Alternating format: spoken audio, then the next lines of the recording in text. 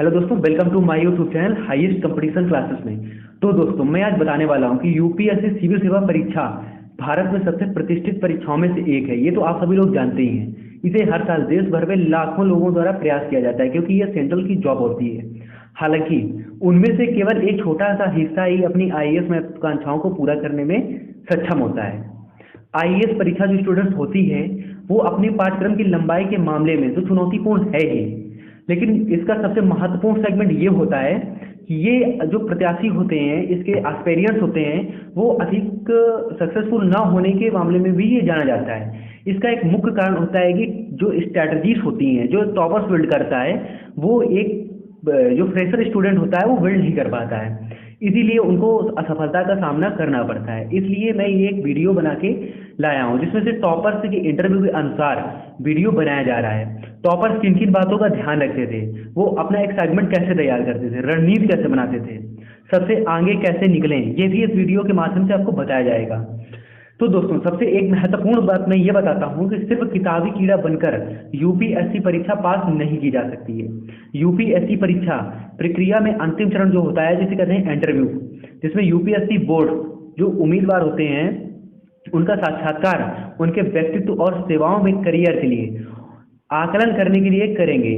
इसके लिए शैक्षणिक ज्ञान के अलावा व्यक्ति में सार्वजनिक विकास की आवश्यकता भी, और यहाँ तक कि शिक्षाविदों में केवल पाठ्यक्रम को पूरा करने पर ही ध्यान ही केंद्रित नहीं करना चाहिए, बल्कि देश और उसके बाहर क्या हो रहा है, नवीनतम घटनाओं और महीने में जो करंट अफेयर्स निकलता रहता है उसको अध्ययन जरूर ही करना चाहिए। तो दोस्तों, ये एक महत्वपूर्ण सेगमेंट है।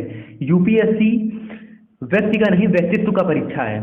तो इसलिए आपको एक महत्वपूर्ण रणनीति बनाकर और टाइम टेबल बनाकर आगे बढ़ना चाहिए। तो दोस्तों, मैं आज आपको बताऊंगा कि यूपीएससी की तैयारी कैसे शुरू करनी चाहिए। तो यूपीएससी एक जर्नी है, ये एक यात्रा है जो बहुत लंबी है।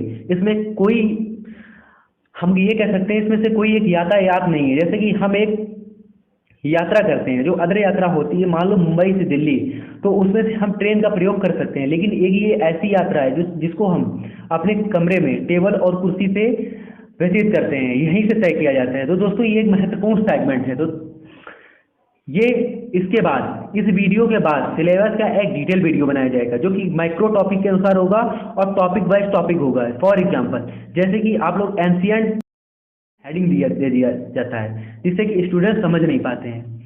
और सेकंड नंबर पर वीडियो बनेगा Hindi medium versus English medium.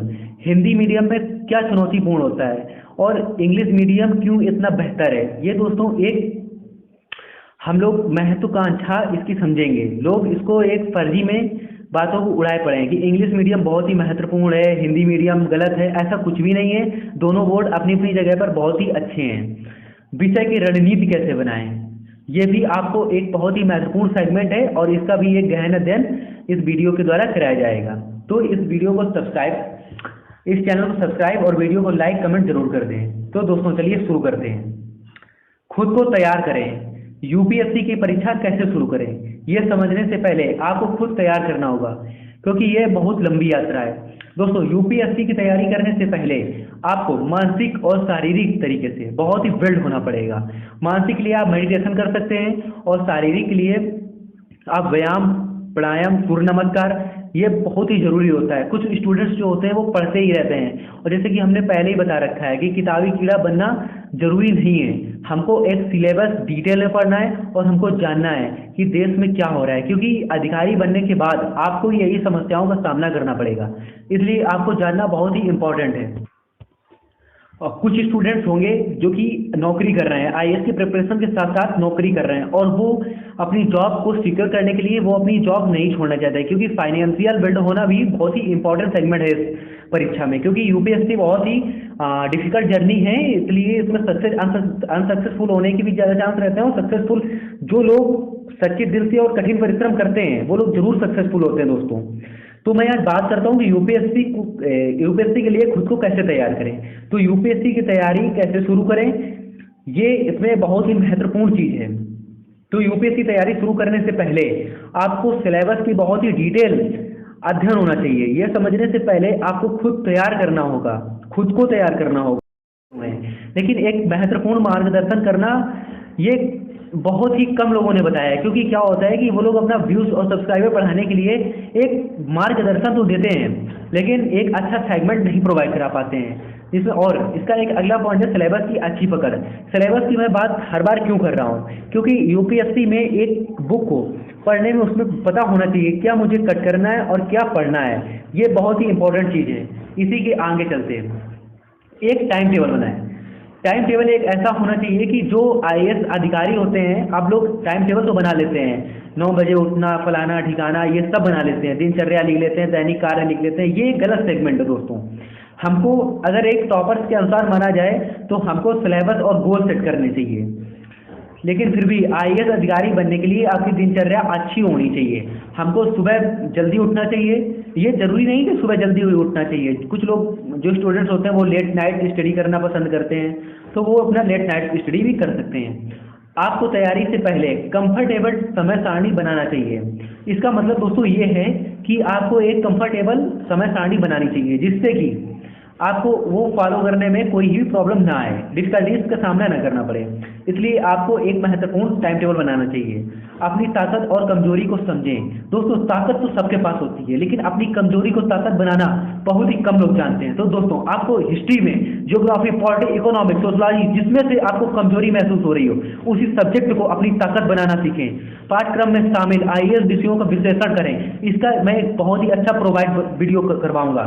तो दोस्तों हम दिखा देंगे कि हम भी एक आईएएस अधिकारी बन सकते हैं। इसी के चलते दोस्तों एक अगला पॉइंट है यूपीएससी सिलेबस का गहन अध्ययन करना। दोस्तों मैं बार बार यही कहूंगा कि यूपीएससी का सिलेबस बहुत ही अध्ययन करना चाहिए। सिलेबस किसी भी परीक्षा की आत्मा होती है। ये एक गहन अध्ययन होता है। जो लोग सिलेबस नहीं जानते उनको ये पता ही नहीं होता है कि मुझे क्या कट करना है, किसको चैन बना के रखना है, क्या चैन रूल करना चाहिए, क्या कट रूल करना चाहिए। उम्मीदवारों को यूपीएससी सिविल सेवा परीक्षा के पाठ्यक्रमों को समझना और उसका पालन करना चाहिए। दोस्तों हमें यूपीएससी का सिलेबस और कुछ अन्य करंट अफेयर्स के वीडियोस हमेशा देखते रहना चाहिए, अपडेट होते रहना चाहिए। यूपीएससी ने सिविल सेवा परीक्षा के लिए विस्तृत तरीके से सिलेबस को दिया है, लेकिन उसमें से कुछ माइक्रो टॉपिक नहीं दिए हैं। आपको माइक्रो टॉपिक मैं बार क्यों कह रहा हूँ, ये आपको हमारे वीडियो आने के बाद ही पता चल पाएगा। यूट्यूब नहीं आती है, क्योंकि आप एक वरिष्ठ अधिकारी बनने जा रहे हैं। तो दोस्तों इंग्लिश पर भी कमांड करें, लेकिन आप हिंदी अगर ज़्यादा अच्छी है तो आप हिंदी में भी तैयारी कर सकते हैं, नो डाउट, बट इंग्लिश में अच्छे से अच्छी आप पकड़ बना सकते हैं। वैकल्पिक विषय चुनना, ये तो आप सभी लोग जानते हैं, यूपीएससी मुख्य परीक्षा में ऑप्शनल 500 अंक का होता है।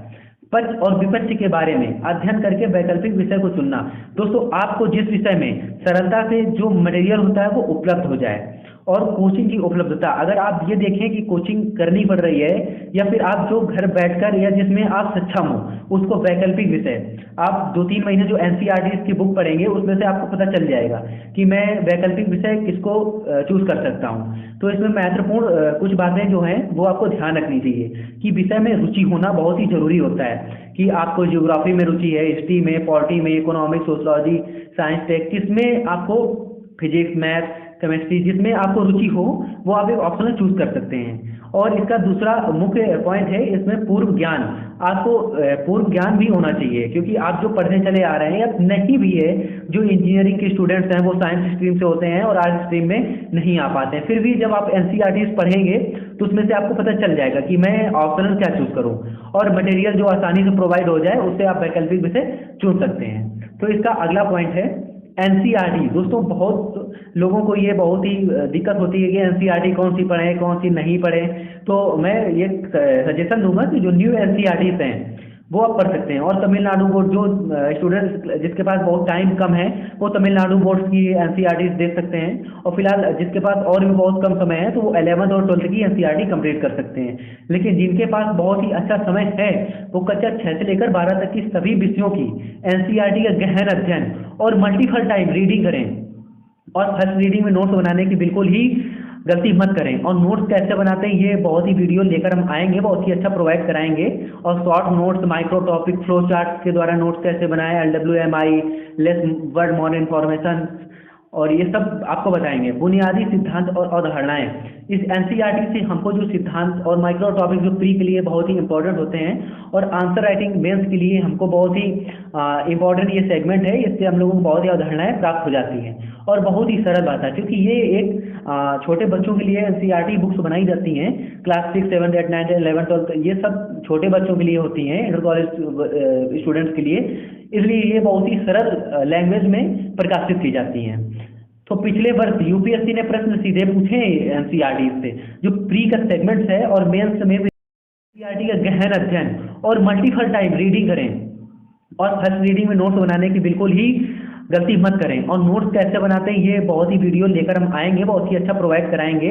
और short notes, micro topic, flow chart के द्वारा नोट्स कैसे बनाएं, LWMI, less word more information, और ये सब आपको बताएंगे। बुनियादी सिद्धांत और अवधारणाएं, इस एनसीईआरटी से हमको जो सिद्धांत और माइक्रो टॉपिक जो प्री के लिए बहुत ही इंपॉर्टेंट होते हैं, और आंसर राइटिंग मेंस के लिए हमको बहुत ही इंपॉर्टेंट ये सेगमेंट है। इससे हम लोगों को बहुत ही अवधारणाएं प्राप्त हो जाती हैं। और बहुत ही सरल बात है, क्योंकि ये एक छोटे बच्चों के लिए एनसीईआरटी बुक्स बनाई जाती हैं। क्लास 6, 7, 8, 9, 11, 12 ये सब छोटे बच्चों के लिए होती हैं, इंटर कॉलेज स्टूडेंट्स के लिए। इसलिए ये बहुत ही सरल लैंग्वेज में प्रकाशित की जाती हैं। तो पिछले वर्ष यूपीएससी ने प्रश्न सीधे पूछे एनसीईआरटी से, जो प्री का सेगमेंट्स है और मेंस में भी रिलेटेड क्वेश्चन हैं। स्टैंडर्ड और एनसीईआरटी से मेंस में जो है वो रिलेटेड क्वेश्चन है, और जो प्री में वो बहुत ही हद तक एनसीईआरटी से डायरेक्ट क्वेश्चन यूपीएससी में पूछे गए हैं। इसलिए एनसीईआरटी पढ़ना बहुत ही इंपॉर्टेंट है दोस्तों। एनसीईआरटी का भी एक लॉन्ग वीडियो बनाएंगे, ये एक माइक्रो वीडियो बना रहे हैं। इसमें से आपको ऊपर से ऊपर ज्ञान दिया जाएगा, और जो कि एक इसका डिटेल वीडियो, हर एक पॉइंट से डिटेल वीडियो भी बनाया जाएगा। तो इसका नोट्स बनाना, जैसा कि हम पहले भी बता चुके हैं, नोट्स बनाने के लिए आपको एक बहुत ही महत्वपूर्ण वीडियो दिया जाएगा। तो इससे नोट्स इसलिए बनाए कि उत्तर लिखने का अभ्यास भी आपको इससे हो सकता है, और उत्तर लिखने का अभ्यास आपको जारी रखना है। जैसे कि आपने एनसीईआरटी पढ़ा, उससे कि आपको मैक्सिमम 1 से 1.5 पेज आपको खुद से बना बना के क्वेश्चन आंसर लिखने हैं। इससे आपको सोचने की क्षमता बहुत ही बढ़ेगी। और दोस्तों कुछ स्टूडेंट्स का ये कहना होता है कि रिवीजन कैसे करें, जो टॉपर्स इस पर रिसर्च कर रहे हैं कि टॉपर्स रिवीजन कैसे करते थे। जैसे कि इसका रिसर्च कंप्लीट हो जाएगा तो टॉपर जो होते हैं वो रिवीजन कैसे करते हैं, ये आपको बहुत ही जल्दी वीडियो प्रोवाइड कराया जाएगा। पिछले वर्षों के यूपीएससी प्रश्न पत्रों को हल करना, जो स्टूडेंट्स ये नहीं जान पाते हैं कि यूपीएससी किस तरीके से क्वेश्चन को पूछता है और किस तरीके से यूपीएससी प्रश्न पत्र आता है, तो दोस्तों मैं सजेशन देना चाहूँगा कि पिछले वर्षों के जो यूपीएससी प्रश्न पत्र हैं उनका आप डिटेल वीडियो देख सकते हैं। जो लोग यूपीएससी के प्रीवियस ईयर क्वेश्चन पेपर की जो बुक्स आती हैं वो नहीं मंगवा पा रहे हैं, कोई बात नहीं, इंटरनेट पे आपके पास फ़ोन है, अगर फ़ोन है तो आप ये वीडियो देख रहे हैं। बहुत ही इंपॉर्टेंट होता है। कुछ स्टूडेंट्स एक पहले हफ्ते में पढ़ाई शुरू कर देते हैं, महीने भर पढ़ाई करते रहते हैं, 2 महीने उसके बाद वो डिमोटिवेट होते रहते हैं। तो दोस्तों आपको बता दें कि सफलता एक दिन में नहीं मिलती है, लेकिन एक दिन जरूर मिल जाती है। हम लोगों को दिखाना है कि हम भी यूपीएससी पास कर सकते हैं। मैं भी यूपीएससी की तैयारी कर रहा हूँ दोस्तों, मैं यूपीएससी की प्रिपरेशन स्टार्ट करने जा रहा हूँ, इसलिए आपको बता रहा हूँ कि पहले आपको रिसर्च करना चाहिए। कुछ स्टूडेंट्स होते हैं एनसीईआरटी यूट्यूब में देख लेंगे, एनसीईआरटी मंगा लेंगे और पढ़ना शुरू कर देते हैं। दोस्तों ये एक जानवरों की तरीके यात्रा हो सकती है आप लोगों की, तो हम लोगों को पहले रिसर्च करना है। दूसरा ऑप्शन है मेडिटेशन करना। मेडिटेशन में आप त्राटक कर सकते हैं, डीप ब्रीथिंग कर सकते हैं, जिससे कि आपका दिमाग जो होता है वो स्थिर रहता है। इसलिए मेडिटेशन बहुत ही, प्राणायाम हो गया, सूर्य नमस्कार हो गया, ये भी एक बहुत ही महत्वपूर्ण सेगमेंट है यूपीएससी, क्योंकि टॉपर्स के इंटरव्यू में ये टॉपर्स खुद ही उन्होंने बताया है कि मेडिटेशन, प्राणायाम, सूर्य नमस्कार, व्यायाम ये बहुत ही इंपॉर्टेंट सेगमेंट है। और डाइट, ये जैसा क्योंकि हम लोग जानते हैं, क्योंकि हम लोग पुराणों में देखते हैं, वेदों में, और हमारे जो प्राचीन गुरु हैं यानी जो बताते हैं कि डाइट जैसा हम लोग खाएंगे वैसा ही हमारा मन होगा। इसलिए डाइट भी बहुत ही इंपॉर्टेंट सेगमेंट है, इस पर बहुत ही डिटेल वीडियो बनाया जाएगा। तो दोस्तों निगाहों में मंजिलें हैं, सामने कठिन रास्ते हैं, लेकिन मैं हर मुश्किल से उलझ गया और मैं सबसे आगे निकल गया। दोस्तों एक कविता आप भी इस कमेंट बॉक्स में जरूर लिखेंगे यूट्यूब में, और मैं बनूंगा यूपीएससी टॉपर, ये भी आप लोग कमेंट में जरूर बताएंगे। तो दोस्तों वीडियो कैसा लगा ये कमेंट में जरूर बताएं, और चैनल को सब्सक्राइब कर लें और वीडियो को लाइक कर दें। दोस्तों अगर वीडियो पसंद आया हो तो ही वीडियो